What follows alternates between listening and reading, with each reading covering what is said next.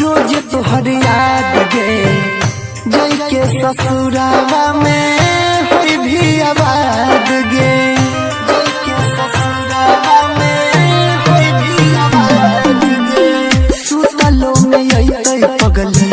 रोज तोहर याद गे जई के ससुरावा में होई भी आबाद गे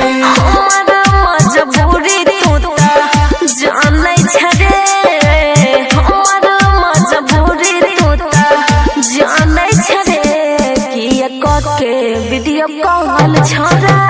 कौन छरे किया के वीडियो कॉल छोरा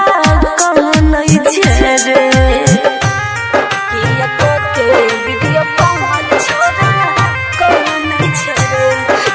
कॉल छोरा कौन छरे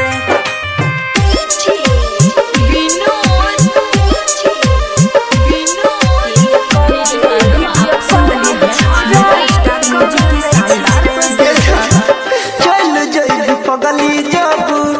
होई जेतै भोर गे केतनो रोकी नहीं रुकै आँखिया सलोर गे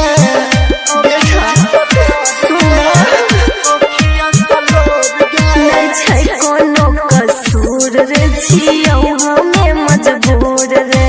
केतनो कहै छियौ ने मानै छै रे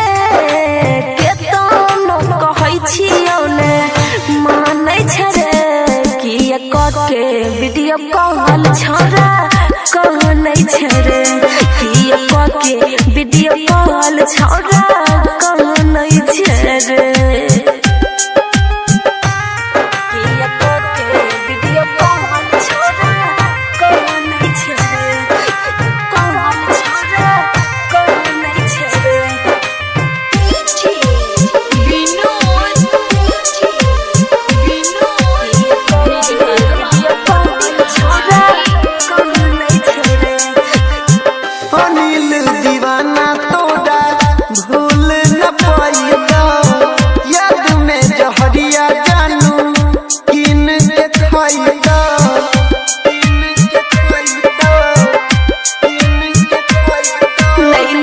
खाना रे पागल कहैया जमाना रे